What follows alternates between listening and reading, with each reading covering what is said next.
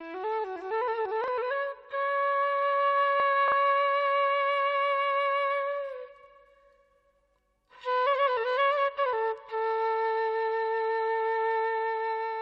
early art of India is a valuable record of the thoughts and the vision of one of the most ancient civilizations in the world.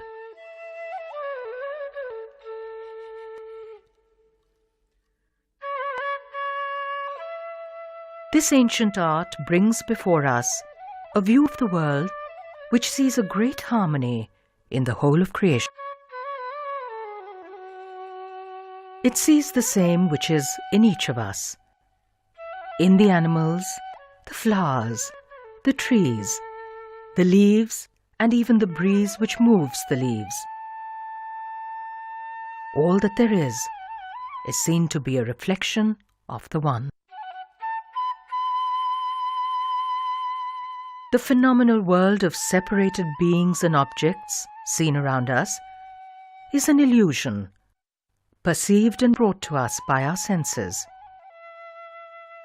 Absorbed in this, we are blinded to the reality beyond.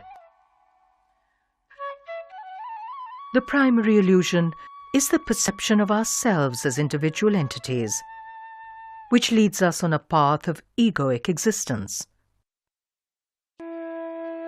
The high purpose in life is to seek reintegration with the One, to perceive ourselves as part of the beauty of the divine.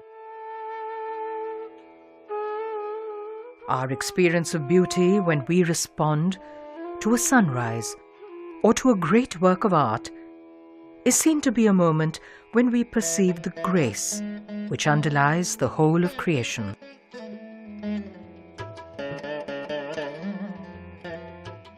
The moment of the aesthetic experience is stated in Indian thought to be akin to Brahmananda, or the final ecstasy of salvation itself.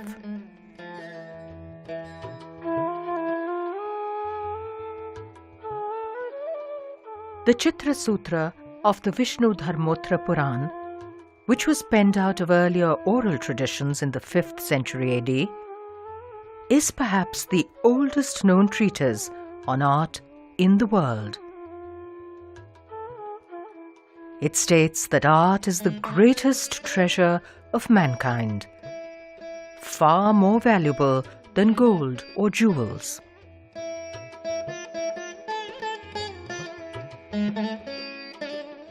There are no gods in the early philosophic vision of India. There are deities. Deities who are the personifications of concepts and qualities. The qualities are within us. When we respond to these deities, brought to us in art, we awaken those fine aspects within us. When we are filled by that grace, there is no space left for base desires and pain. We have become that deity. For about 1,000 years in early times, vast quantities of art were produced in India. Deities, mythical creatures, animals, plants, trees, forms in which these beings were combined were made, as also common men and women. Yet, this art did not depict the kings who patronized the art. Nor was the name of the artist mentioned. According to the ancient treatise on art making, the Chitra Sutra, personalities are too unimportant to be depicted in art. The purpose of art is a noble one, to show the eternal beyond the ephemeral.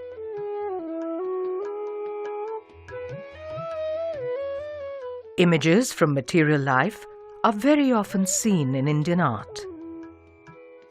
The achievement of knowledge is likened to a victory.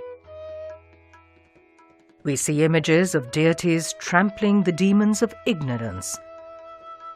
However, the demons smile as they are vanquished. In this world where all is seen as a part of a cosmic harmony, there is no anguish finally.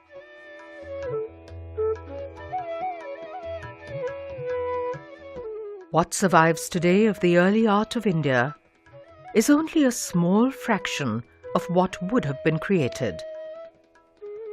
Yet, it consists of such vast numbers of monuments and sculpture that it staggers the mind.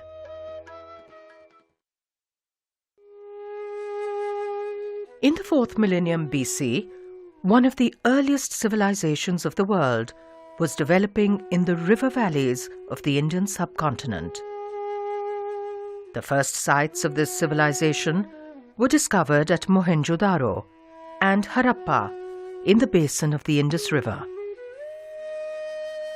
The name Indus Valley Civilization has remained.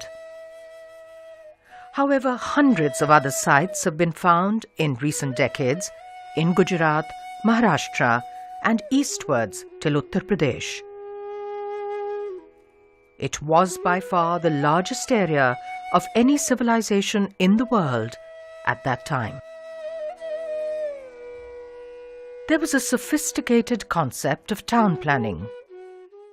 But there were certainly skilled, well-trained engineers. And you see this when you just look at the towns. The way the towns are laid out, very systematic, with broad avenues for major traffics between the gates, for example, and then smaller roads branching off the major avenues, and then alleys finally getting deep into the blocks where people live. There were networks of hundreds of wells which supplied water to the residents. A drainage system was in existence, and even the smallest houses were connected to it. Houses were made of fired clay bricks. They had several stories. More than 4,000 clay, stone, and copper seals have been recovered in excavations. These were used to mark trade goods and for other purposes. Most of these seals combine text with images of animals, plants, and persons.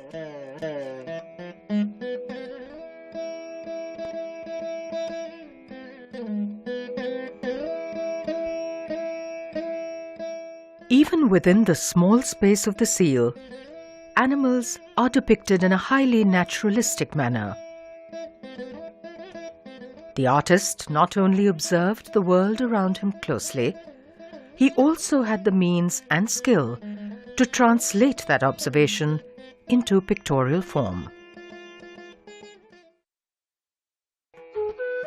One of the most fascinating seals from Mohenjo-daro is that with a depiction of a man seated cross-legged on a seat.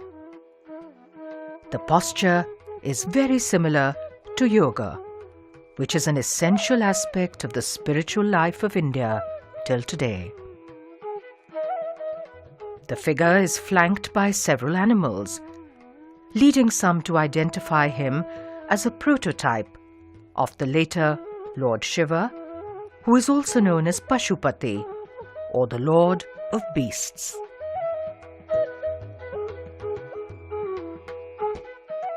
Animal figures are made on the seat. Such seats, as well as the other elements of this depiction, are very similar to the images of Hindu and Buddhist deities in later Indian art.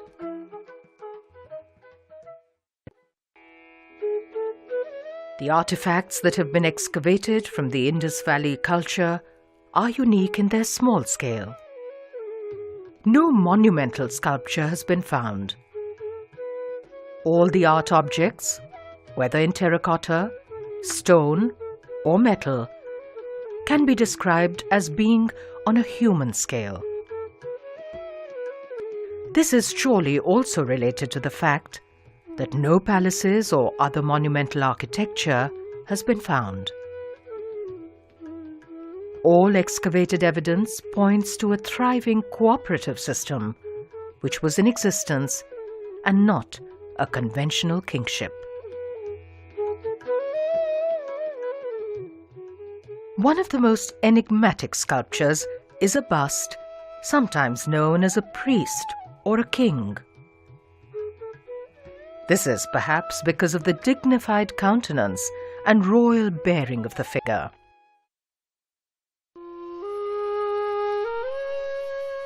A male torso made of stone has been tentatively dated to the Indus Valley period.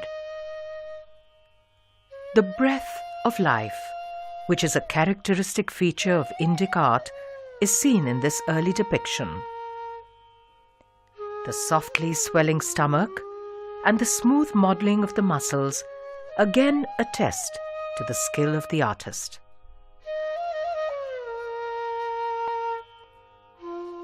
One of the most delightful figurines is that of the dancing girl.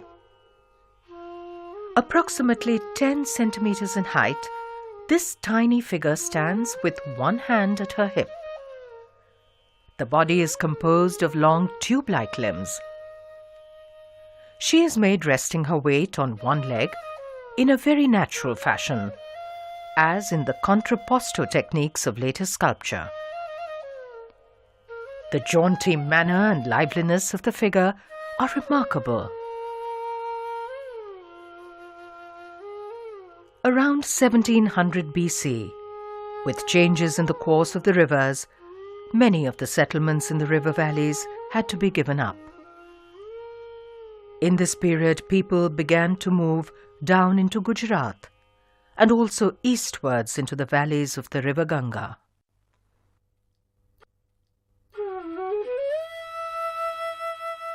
By the beginning of the first millennium BC, a second phase of urbanization in the Indian subcontinent began, this time in the valleys of the Ganga.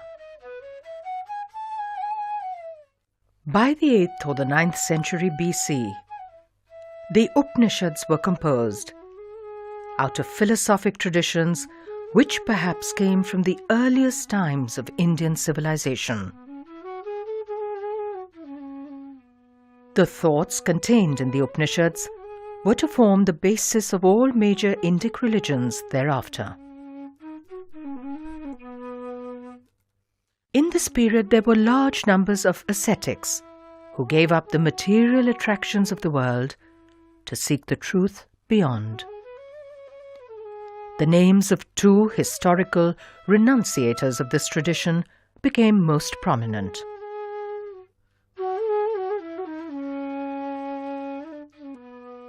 One of them is Mahavira, who is known as the 24th Tirthankara or victor, and those who follow his path are known as Jainas.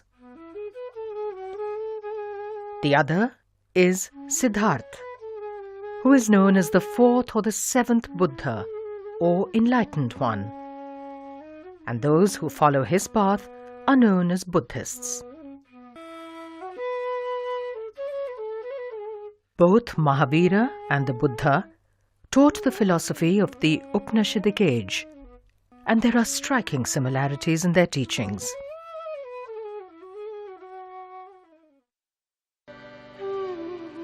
One of the main principalities in North India was Magadha. Under the leadership of the dynamic Chandragupta Maurya, it expanded and became the first empire on Indian soil.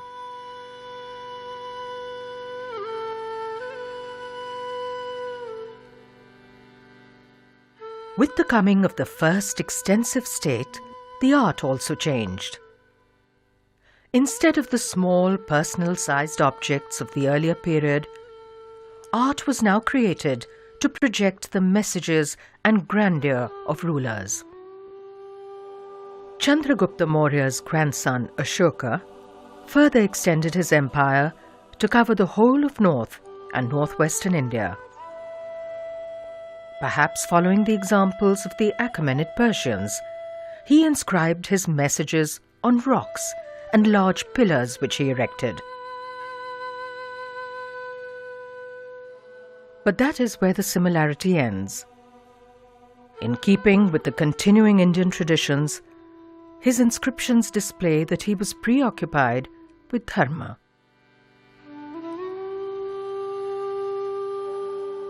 Dharma is a man's duty to all others and the whole of existence around him. Ashoka's messages to his people were to follow the ethical path, to respect teachers, elders, and much else which is a part of Dharma. The lion capital of the pillar at Sarnath is a fine example of royal Maurya art. 4 lions placed back to back face the cardinal directions, indicating the spread of Dharma. These are formal and stylized and are reminiscent of the Persian tradition. However, other examples like the bull capital from Rampurva are carved in a naturalistic manner. The 4 lions on the Sarnath pillar originally supported a large chakra or wheel. Chakras are also made on the circular drum under the feet of the lions. The chakra is an important symbol of cosmic order in Upanishadic thought. In Buddhism, it represents the turning of the wheel of law. Unlike the lions above, these animals are made in a highly naturalistic manner. Ashoka and his grandson Dashratha made rock-cut caves at Barabar, near Gaya, in present-day Bihar. They were made for the Ajivikas, a deeply ascetic sect of that time. This began one of the greatest architectural traditions in India. A very large number of rock-cut caves were made later for Buddhists and Hindus. The Mauryan period brings us finely sculpted figures, which establish the traditions to come in later times. A 2 feet high nude male figure may represent a follower of the Digambara sect of Jainas, who renounce clothing. The artist's mastery over stone is seen in the naturalism and sensitivity in modeling. There are many similarities between this figure and the tiny male torso of the Indus period. One of the best-known sculptures is that of a female chori, or whisk-bearer, that was found at Didarganj in present-day Patna. The high polish of the sandstone here is a hallmark of Mauryan stone sculpture.